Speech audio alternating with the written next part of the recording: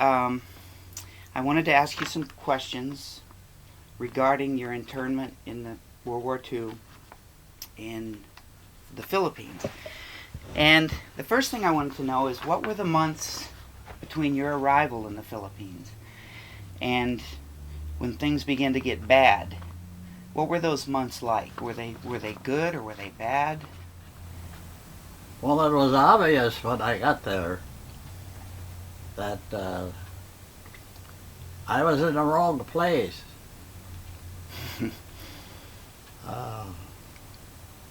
When we were at Camp Wheeler in Georgia, there was 8 reserve officers there, medical officers. And we had a choice of the Philippines or Iceland.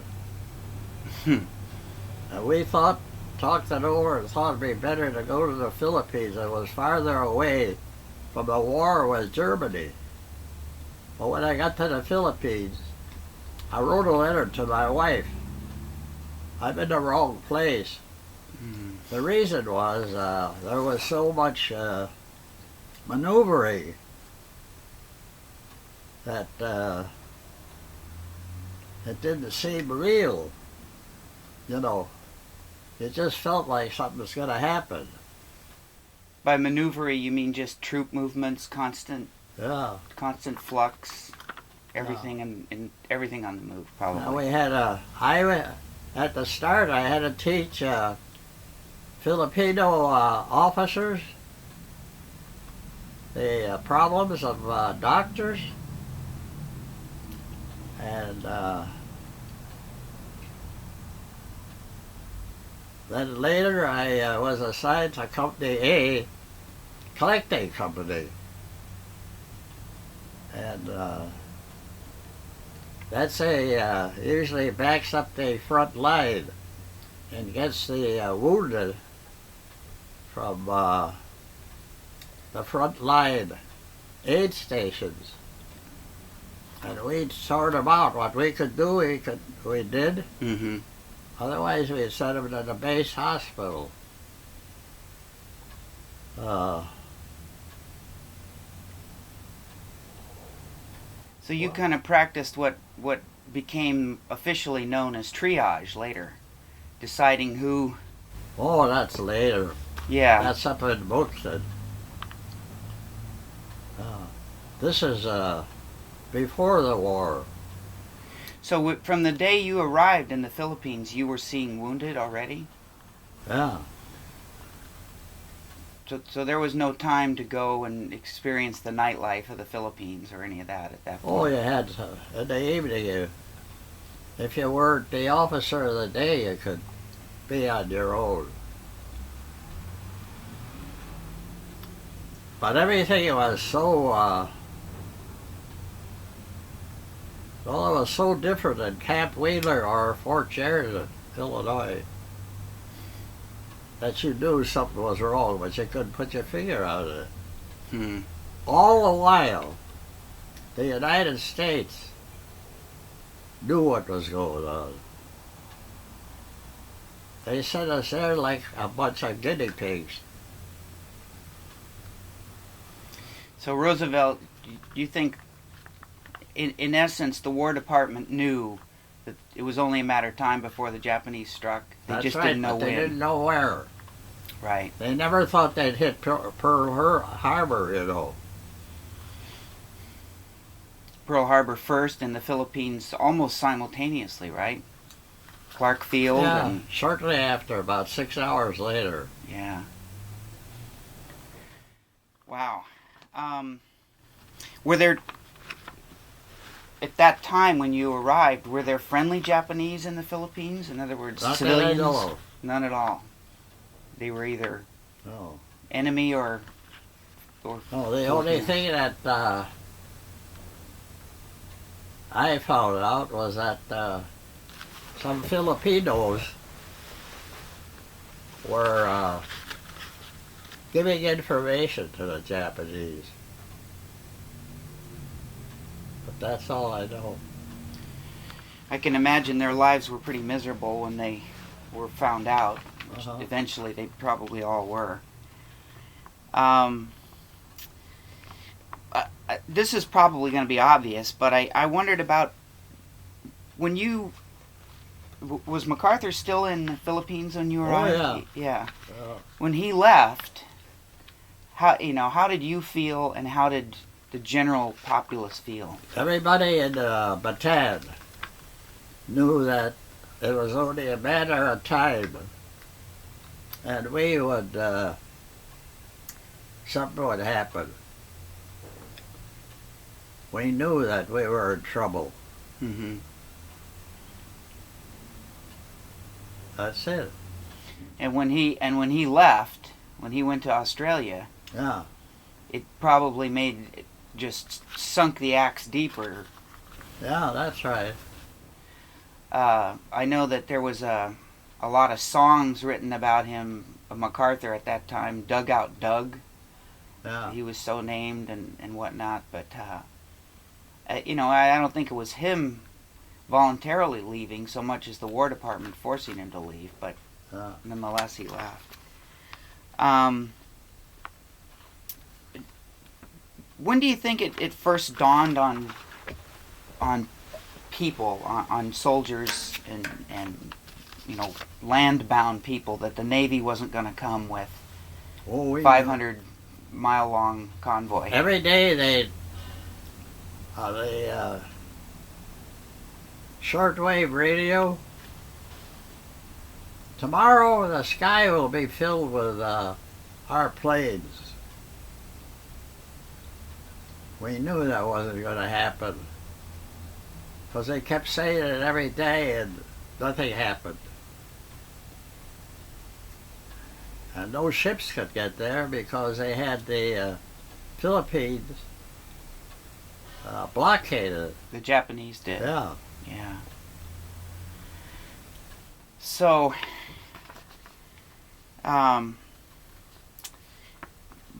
any unspoken thoughts that you had at the time? What's that? Any unspoken thoughts that you had at the time?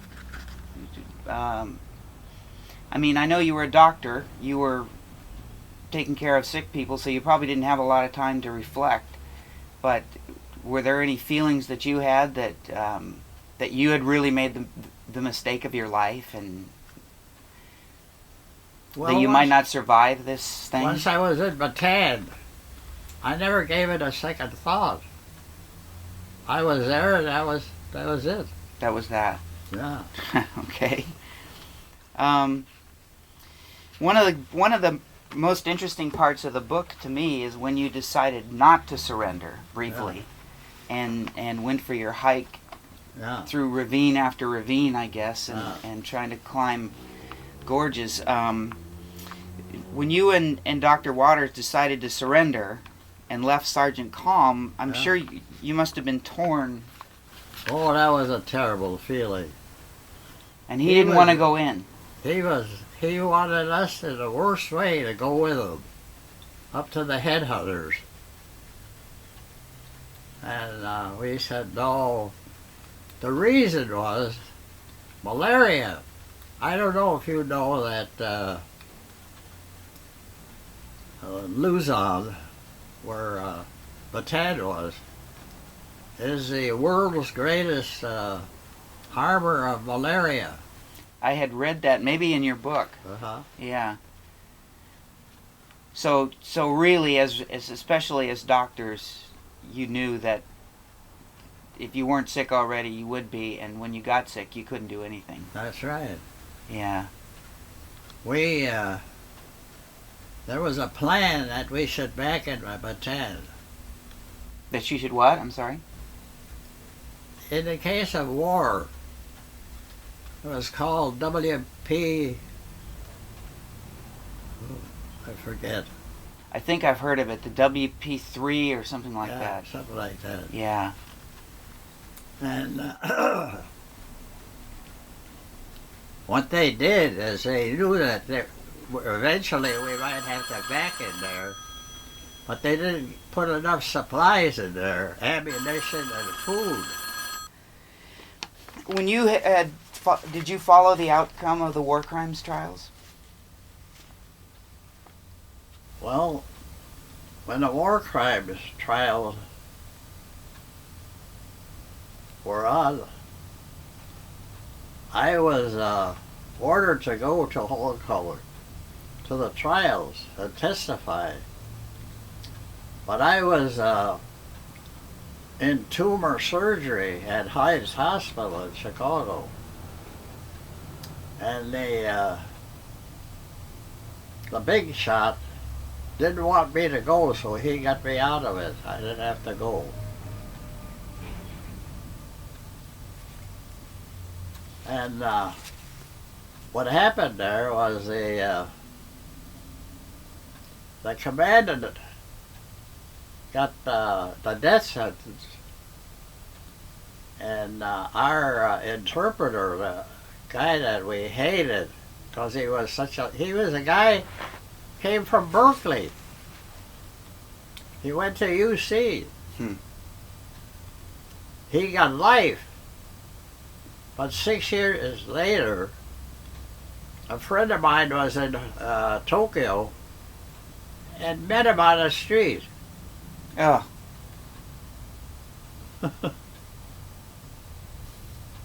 Sick justice. Yeah. Now, you were in Manchuria. Did you hear anything either before the war or during your captivity about the medical experiments that went on in China? And No, we had a suspicion, though. There were 10 of our healthiest prisoners that were told, pack your gear and come with us. And they took them out of the camp. And we tried our darndest to find out where they were taking them, but they wouldn't tell us. But later on, as I explored the camp 731. 731, right. Yeah. That, I'll bet they went there. There was certainly a lot of, especially Chinese, I think, taken in Oh, yeah. that camp, and surrounding villages, from what I read. They would go and experiment on them, not tell them. Yeah. So much for Asia for the Asians, huh? Over the years, have you had any problems with reoccurring memories or dreams or any of that? What do you think? There were several veterans who did, and some that it was so severe that they wound up taking their lives. Yeah.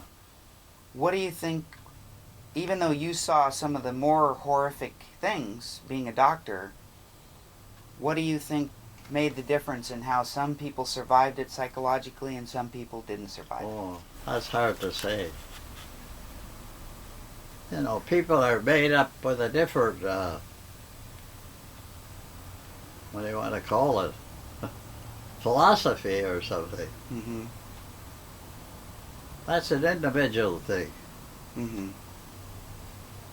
Oh. Did you have at the time a lot of religious faith or anything to that effect that caused you to believe that you might have a chance? Well, I believed in the big man upstairs. Hopefully his good direction. But there was no reason to keep saying to yourself, I wonder when I'm going to get the hell out of here, you know. Mm-hmm. I used to live from a day to a day to a day. What was the respite during the day? What was the one time when you could say, for 5 minutes? I didn't have many days that I could do that. No time during the day or anything, huh? No, I was busy with patients, prisoners, you know. Right. Since the war, have you learned anything, or have you seen anything develop in your medical practice new and different as a result of your things you learned using pieces of glass and homemade instruments and whatnot? In other words, did you learn anything then that carried over into your later practice? No, not really. It was also That's what I primitive. knew in practice that I used as a prisoner of war, Mm-hmm. not the reverse. Right. So yeah, you went into the war Uh-huh. of an accomplished doctor, I'm kind of leading up to what led you to begin to think to examine the link between cigarettes and lung cancer? Well, I was contacted because I had so many cases of lung cancer. And I was contacted if I would participate in the paper that was being written. Mm-hmm. Up to that time, I didn't give it much thought, Okay. about the correlation. Yeah. But it proved to be correct over the years. Yes, it did. Did you ever, or were ever any of the authors or co-authors of the paper ever threatened by the tobacco companies that you remember? No. Get any harassment? They broke into his office in St. Louis and went through his files to try and get the information that he had accumulated. But he was smart. He kept them in a file in a different office. Ah. Smart. Smart. Well, that's certainly blown up over the years into a monster, and a legal monster. And That's right. Have you been able to stay in touch with other former internees? Have you ever been able to stay in touch with other former prisoners of war? Well, there's only one left that I know. A fellow by the name of Arnold Boxell in New York. My partner, Dr. Herbst, died. All the rest died. Boxell's the only one officer that I know. Do you correspond with them or anything? Sure, we talk on the phone or whatnot. That's great. I had a goofy question here. If you had been able to sit down with Emperor Hirohito after the war, what would you have said to him? To who? To the Emperor of Japan. Mano a mano in a room, what would you have said to him? Anything specific? Well, I would have thanked him because he was the one who said we're going to surrender. But the military said, no, we don't want to. But he was the one, the deity, Japanese deity, Right. that says we're going to surrender. So he finally made the right decision, and Yeah. for that you would have thanked him. I would have thanked him. Wow, that's big. It's big of you. Now I'll ask you the same question if you had, after the war, if you had the ability to sit alone in a room with Roosevelt. With who? With Roosevelt. Oh. What would you have said to him? If you were going to send all the reserve officers to the Philippines, and they planned to back in Bataan, why didn't you people send more supplies and food? But I know what he'd say. We didn't expect the war to last that long. That's the story that I got, why there was a shortage of food and ammunition that made us surrender Bataan. Well, there certainly was evidence that it wasn't going well in Bataan, and Oh, yeah, right from the beginning. but I understood that he made a decision, along with Churchill, that the European theater would get the brunt of the attention. That's right. Uh, and that's sad.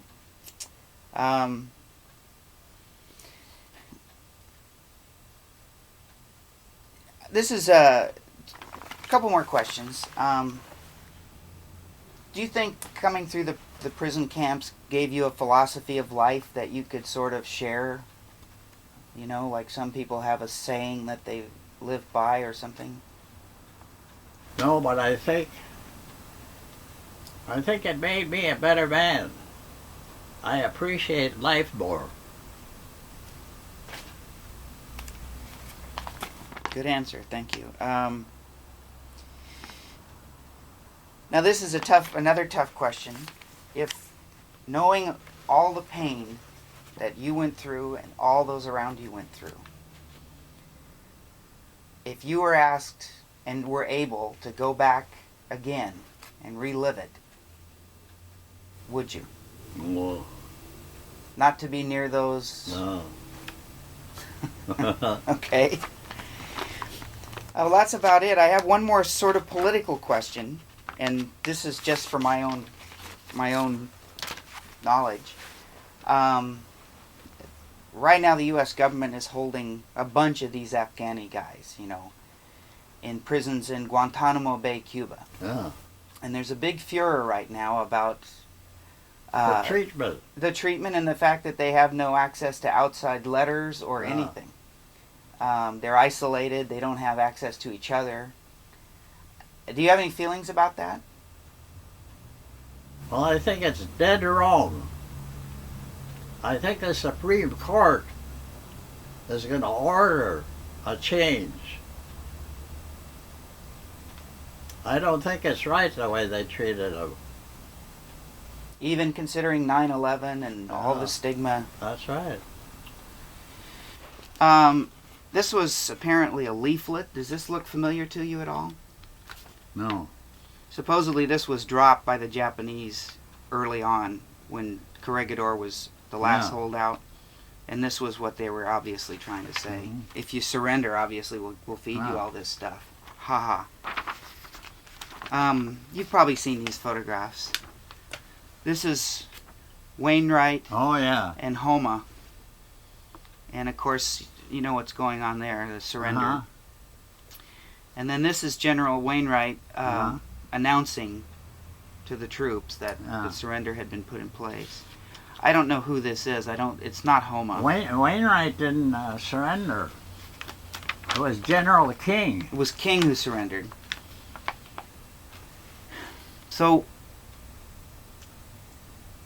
So this is Wainwright, though. He was the one who announced, right, Uh-huh. to the troops over the radio. I could be wrong, but King surrendered. Uh-huh. Okay. So here's just a photo of the Mantilla Tunnel. Melinda. Malinta. I didn't write it. Yeah. I just scribbled it on there. Does that look familiar? Sure. Were all of the laterals Yeah. kind of like this? That Mhm. size? Wow. The gentlemen in these litters are alive. Yeah. See that shack? Yeah. That's the kind we had at Camp O'Donnell. Kind of a rattan roof Uh-huh. shack.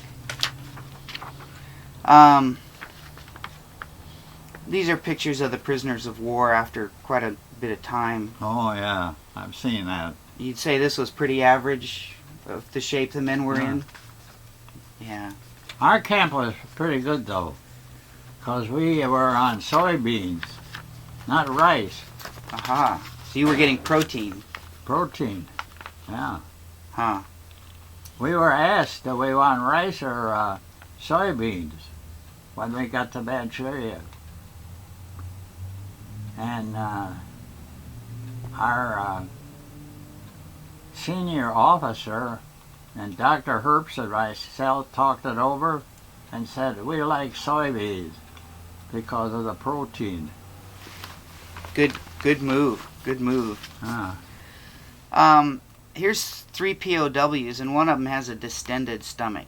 Yeah, that's normal for malnutrition. That's what's doing that, malnutrition. So this is a pretty disgusting meal of rice, but yours, We didn't have that You had the in soybeans. Manchuria. you had the soybeans. Is this similar to the shack that you talked about in? That was like what we had at Cabanatuan. Oh yeah. We had a first aid station set up in one of these.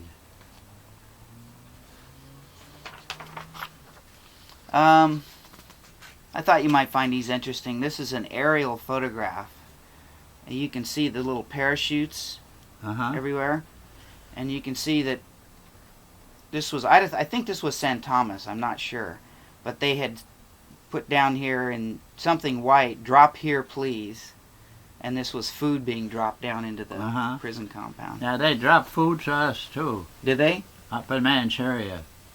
I bet that was a welcome sight. Oh boy. Did the Japanese try to get to the food at all or No. take it? They were behaving by then. There's MacArthur coming back ashore triumphantly. Dr. Lemmer, who's a friend of mine from the University of Wisconsin, was his doctor. Oh, really? Made the landing here. Made the landing with him? Uh-huh. I bet that was an event to remember. Yeah. This was just the Japanese preparing to surrender. I think that on the ship.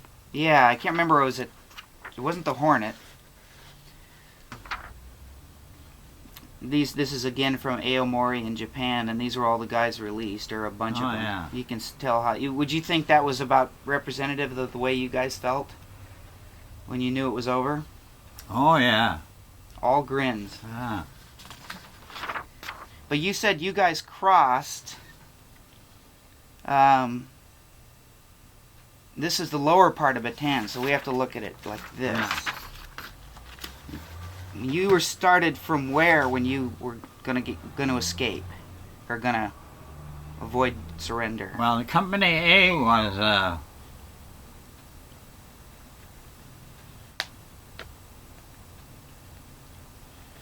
over here I think there's. Let's see. on that side of. That's where I had my eclectic company. Shows a little In more. Corps 1. This was Corps 1. This was Corps 2. Okay. So you were on this side of the mountains. Yeah, China seaside. Okay. And you had to hike to where? You said We you had a hike from. This is Olongapo there. Yeah. There's Balanga. They don't show it here. Bagak is about here. Okay. And we had to walk a little distance to Bagak and then cross all the way here. And right about here is where I took that appendix out. Okay. In the mountains. You were still in the mountains. So actually, we started the Death March here all the way up to San Fernando. See, we didn't have to make this part, the lower but part. we had to make this part. Right. But at least you could make that part at your own pace, right? Yeah, we were just the two of us. That must have been strange. Yeah, Bill and myself. Wow. Well, the rest of these maps are more broad. You know, they show Cabanatuan and Camp O'Donnell. Well, that was so miserable that the Japanese themselves closed it and shipped us over here. That's why they closed it? It was so rotten? And One well for 1,500 prisoners. oh, man. We could only use it to get a little water. Wow. Wow. So how long were you at Cabanatuan? And Cabana was?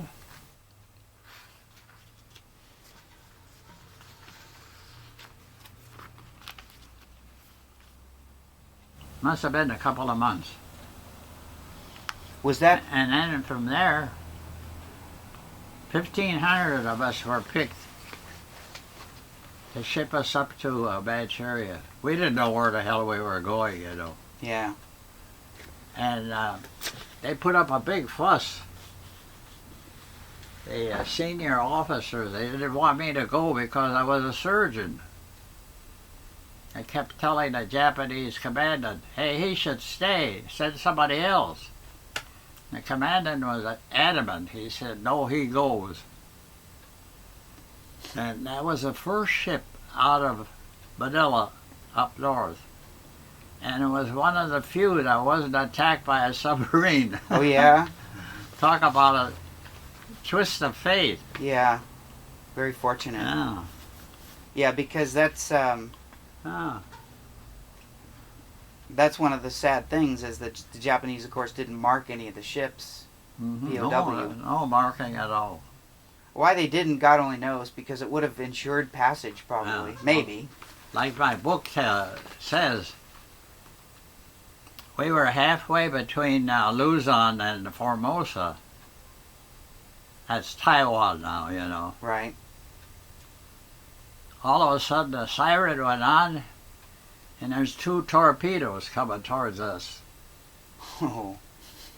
And we thought, well, here it is. We come this far, now it's over. And that skipper was so clever. He got it. One torpedo went on one side of the ship, another torpedo on the other side of it. And we kept on going. See, we had to leave a convoy that was going up north. You had to leave it? Yeah, because the freighter, the Tatori Maru that we were on, got hit near the propeller, and it couldn't go as fast as the convoy. So we had drifted behind. We were all alone. No marking on the ship. Except for duck feathers, right? Yeah.